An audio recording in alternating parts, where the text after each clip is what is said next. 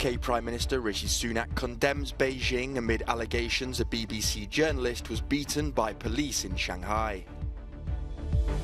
Kyiv calls for more defensive weapons as foreign affairs ministers from Nordic and Baltic countries held talks in Ukraine's capital.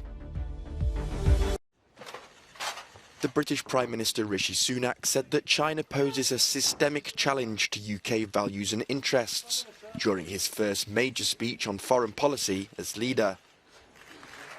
The government condemned Beijing after a BBC journalist claimed he was beaten by police while covering protests in Shanghai. Instead of listening to their people's protests, the Chinese government has chosen to crack down further, including by assaulting a BBC journalist.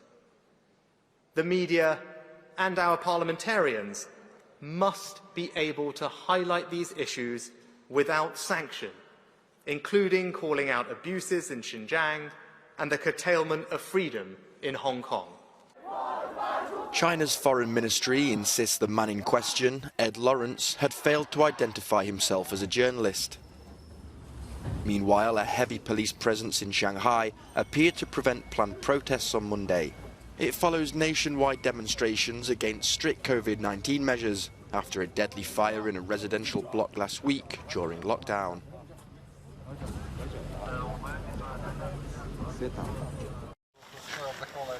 Improved air defences and transformers are needed to keep Russia from attacking Ukraine's energy infrastructure. That's what the Ukrainian Foreign Minister Dmytro Kuleba told 7 foreign affairs ministers from Nordic and Baltic countries who visited Kyiv on Monday.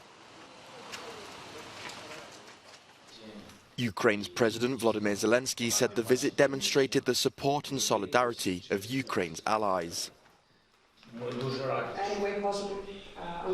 Officials discussed the supply of weapons, the energy crisis and efforts to set up a special tribunal to investigate crimes of aggression. With temperatures dropping, Norway's minister says Russia is using the weather against the Ukrainian people. Putin has no progress on the battlefield, so he's now using the cold as a weapon and will take away the supply of electricity from ordinary Ukrainians. Meanwhile, Ukraine's First Lady was in London to attend a conference on preventing sexual violence in conflict. While there, Elena Zelenska met with the wife of UK Prime Minister Rishi Sunak at Downing Street.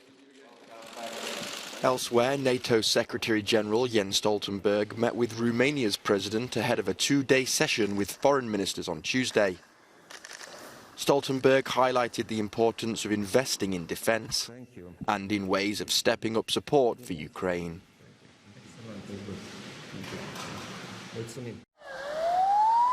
With hundreds of people fleeing Kherson in Ukraine, the United Nations is concerned about the plight of those civilians remaining as winter sets in.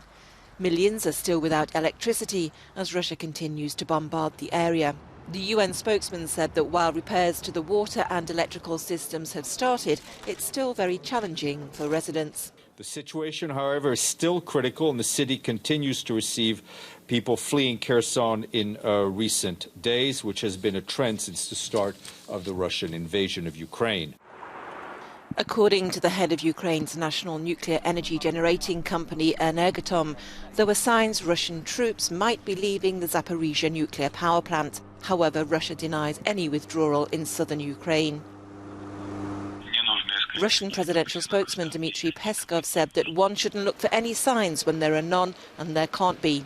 Meanwhile, residents in Kyiv have electricity for 4 hours a day, with temporary heating points installed by local authorities for a hot meal and to recharge phones. And people living in the besieged city of Bakhmut without heat, power, fuel or water are receiving wood-burning stoves. This is how Joe Biden tries to style himself, as champion of American industrial ingenuity and as protector of American interests. But it's creating serious friction with his European allies. The Inflation Reduction Act that Congress passed earlier this year subsidizes green technologies made in the USA, like electric cars, energy-intensive industries, and renewables to the tune of $370 billion. But the European Union is crying foul. Brussels fears that EU companies are being shut out of the US market in a blatant twist of international trade rules. What we are asking for is fairness. We want and expect European companies and exports to be treated in the same way in the US as American companies and exports are treated in Europe. The Inflation Reduction Act comes into force in January. It's why a joint EU-US task force has been negotiating possible exemptions for European companies for weeks now. But so far, a deal remains elusive. Experts are more than sceptical that a compromise can be found, given that the US has long thrown free trade principles overboard, and Europe isn't in the strongest of positions. The last thing we want to do right now, the dumbest thing we can do, is to start a trade war, because we're in a weak position. That's simply the reality. I think there could be a case in a targeted, limited manner to allow a more lenient use of subsidies, public subsidies, towards the green transition, to ensure that it happens as soon as possible and to ensure that European businesses are able to fully compete. But such European countermeasures are politically dangerous, given that the EU has become heavily dependent on the US when it comes to arming Ukraine and supplying liquefied natural gas to make up for its lost deliveries from Russia. Christopher Pitchers, Euronews, Brussels.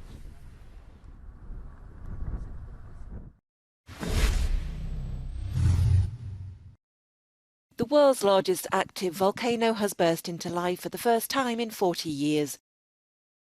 The Mauna Loa in Hawaii has started spewing lava and hot ash. According to the United States Geological Survey, the eruption could be seen from 72 kilometers away. There are concerns that winds will carry gases and fine ash, as well as what's called Pele's hair. These are fine strands of volcanic glass formed when lava skeins cool quickly in the air and can be very sharp, posing a danger to skin and eyes. 56 proposals are in the running for recognition as cultural heritage by UNESCO. Among them are the French baguette, Algerian rye music and Tunisia's harissa condiment. Decisions will be announced on social media from Tuesday afternoon. This year's meeting in Morocco, which holds the organisation's rotating presidency, is the first to be held in person since the coronavirus pandemic. UNESCO says the list honours traditions, practices and knowledge and all such forms of culture that are human treasures that cannot be touched. Jailed activist Alice Bialiatski, who was co-awarded this year's Nobel Peace Prize, now faces up to 12 more years in prison in Belarus. The veteran human rights advocate is accused of smuggling a large amount of cash into the country to allegedly fund opposition activities. Supporters see the trial as a thinly veiled tactic to silence his work.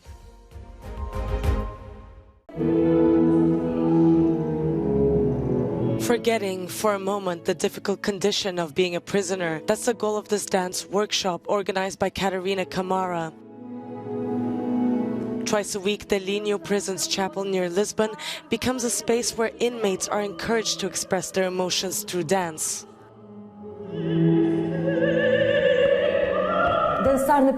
Dancing in prison is a subversive act. It's a gesture of rebellion, but constructive rebellion.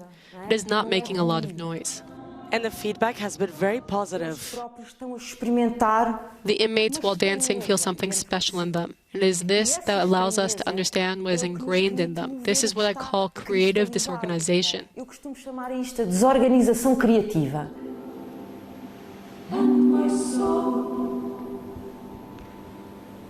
The workshop not only prepares inmates for social reintegration, it also allows them to take their minds off their problems, a sort of escape.